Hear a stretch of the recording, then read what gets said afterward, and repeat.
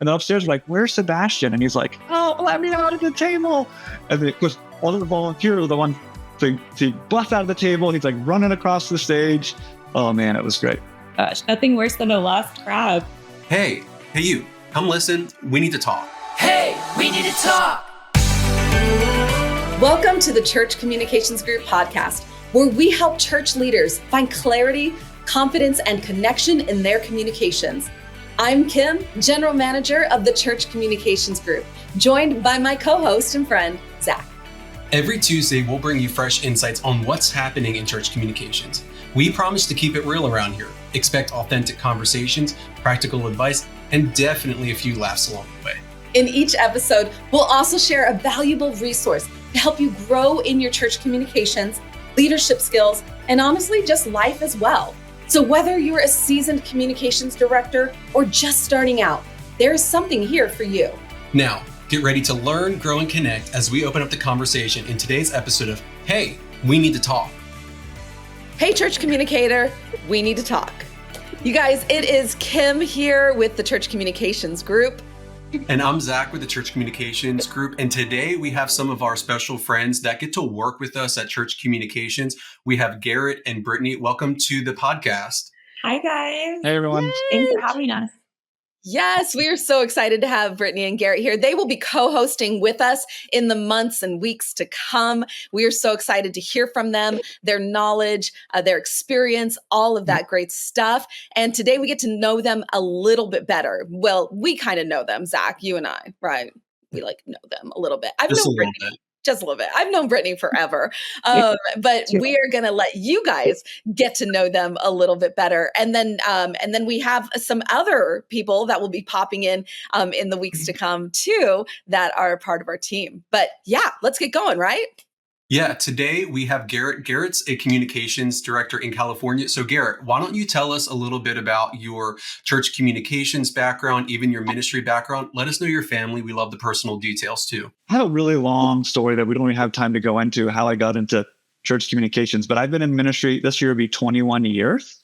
I started in youth ministry, wanted to be a youth pastor, started working in a youth group in 2003. That's where I met my wife, Stacy. It was her home church, and I was coming in to be the youth pastor intern in Southern California. And so I did youth ministry for almost 15 years and kind of slowly just kind of developed a passion and really a heart for church communications, mainly because I saw this crazy thing happening where people started texting when I got into youth group. And then towards the end, everyone was spending hours and hours a day on their phone watching videos and being on social media. I'm like, something big is happening. I'm not sure that I love every part of it, but something big is happening. Like we're shifting the landscape of communications. I need to be a part of that. I need to make sure the church is a part of that. I had a passion to make sure the church was communicating well, was using the tools well. And so I slowly kind of made the transition. I decided to go back to school and study communications. I decided to teach myself, like many church communicators out there, teach myself how to edit videos, how to do graphic design, how to build websites, how to do, SEO and marketing. And I really kind of dove into that stuff and slowly kind of transitioned from leading crazy youth games to leading creative teams, designing church designs and websites and things like that. And it's been a lot of fun. And now I get to work for Church Communications Group and helping other churches really, define and redefine their communication strategy. I love that. That's so cool. I love it.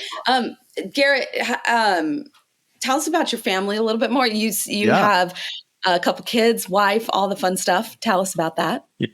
Yeah. Like I said, I met Stacy in 2003. She was a junior high volunteer in college. She was working with the junior high girls, and we got married in 2007. She works at a Christian college. She's also a therapist. And then I have two girls, Lucy and Addie. They are 7 and 11, and they are all into musicals. And so they do community plays. We got to stop there, Garrett. I'm sorry, Garrett, to interrupt you, but that's the greatest thing you've said so far today. We have a lot in common. We could talk musicals. Every day, and there's a musical playing in the house on Wait, Alexa I want to know somewhere. what what's the favorite musical? Yes. Well, we went to New York this past summer and we saw Great Gatsby. We saw 3 musicals, and Oh my Great God. Gatsby has been on repeat for quite a while. Okay. That was really good. Whatever they're in, so they've been in like kid musicals, Little Mermaid, things like that. So that's always on repeat. They're going to be in Aladdin this winter, and so I'm sure we'll hear Aladdin all Do year. they make you sing Aladdin's part? I sing so. Yeah. I mean, we all get into it as a family. I Okay, mean, my Garrett, wife but and I. you dressed Yeah. as Aladdin. That's No, really I don't the know. most. I dress like Are this. you the So my dress-up wife and I dad? help.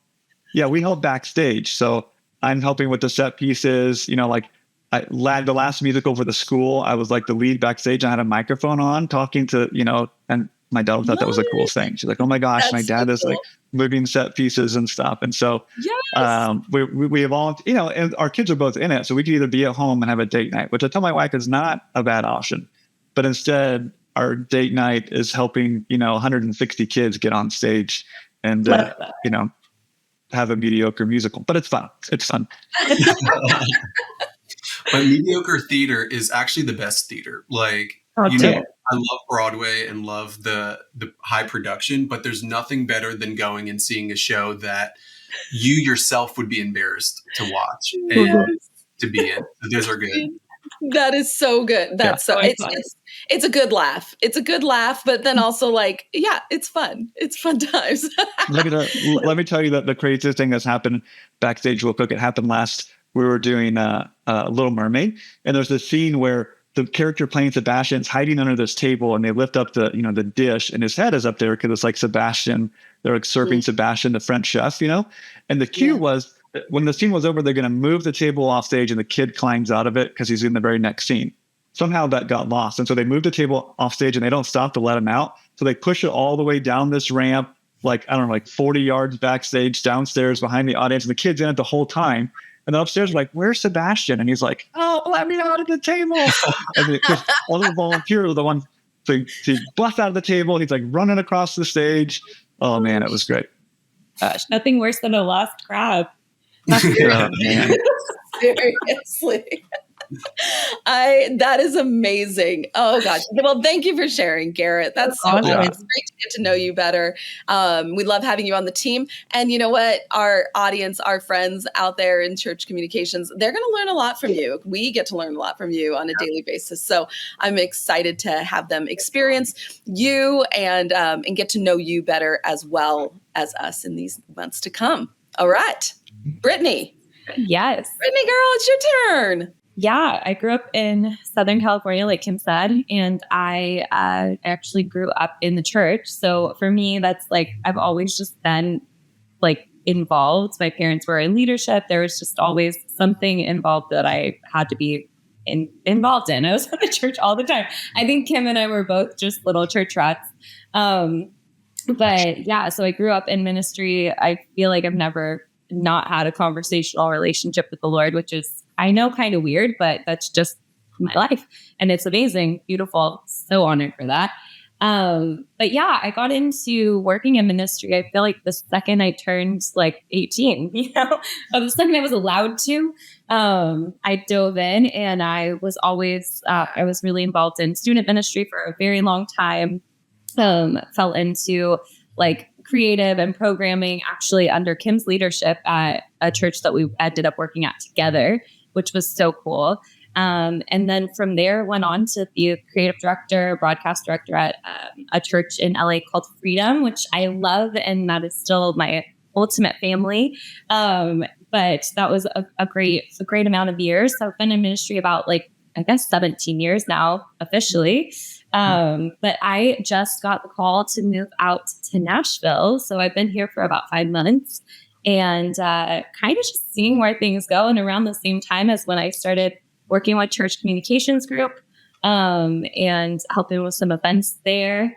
So yeah, I mean, I'm in a very transitional period of life and also in the music industry. So there's just a lot of moving parts happening. But that's my life. There's also like a fun fact about Brittany is that Brittany wrote the opener to the Hey, Let's Talk podcast. So that beautiful vibey feel that you had first thing in the morning, that was Brittany. And she is a creative genius because we had a call like a few days ago to talk about the opener. And I don't think I used like a really good direction. I described reality TV and how I want this to feel. And she knew exactly what I was talking about. Yes. Yeah. Like what were the notes, Zach? So we Was it wanted Love Island or something? Wow. This will be edited. We wanted we had a whole backstory of our character, but the ultimate thing, yes, it was. But just picture it.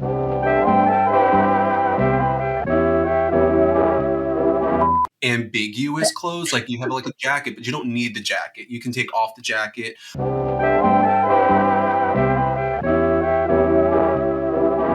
Yes, you are right. I did write the song, but not alone. My friend Aaron Kellum produced and did all that. So he is the absolute best. So I am only half creative genius, actually.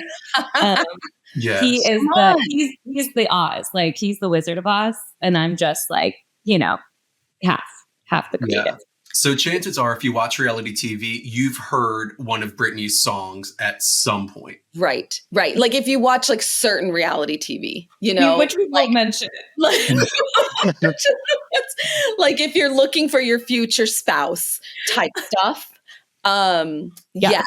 What about musicals? What about musicals for us?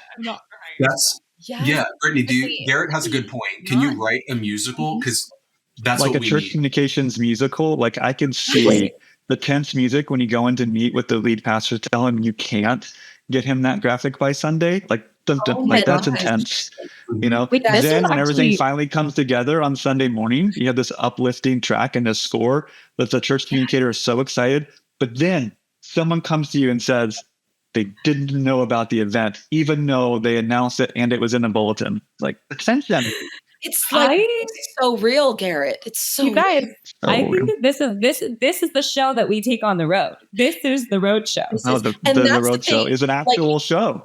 You spoke with Zach about our song, and yet I feel like this is more the vibe that we should be going for. Hey, we need to talk musical. So I don't know, maybe the music is going to change throughout time. The Lonely Church Communicator.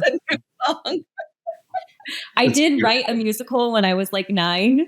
I wrote there was like a theater play and I wrote all the music for it.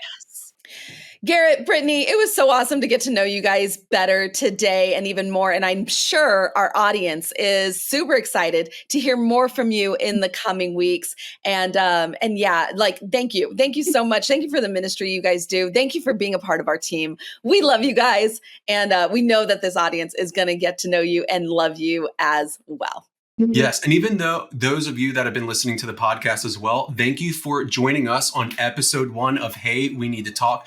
We're going to be here with new episodes every week. So you get to hear more from Garrett, Brittany, Kim, and myself. And we also have some friends that we're going to bring on to the next episode, Tika and Steve. So join us next week as we meet Tika and Steve and get to have fun talks with them as well. So see you next week. Hey, we need to talk. Thanks for tuning into the Hey, We Need to Talk podcast. We hope today's episode has equipped you with insights and strategies to enhance your church communications efforts. Remember, we're here every Tuesday with fresh content to keep you up to date on what's happening in church communications.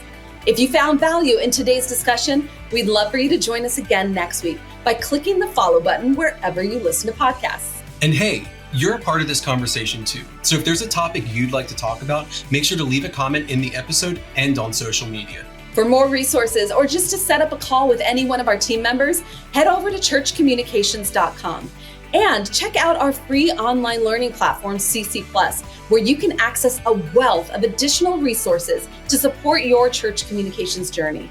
We're Zach and Kim, and from all of us here at Church Communications Group, we're looking forward to helping you find clarity, confidence, and connection in your church communications.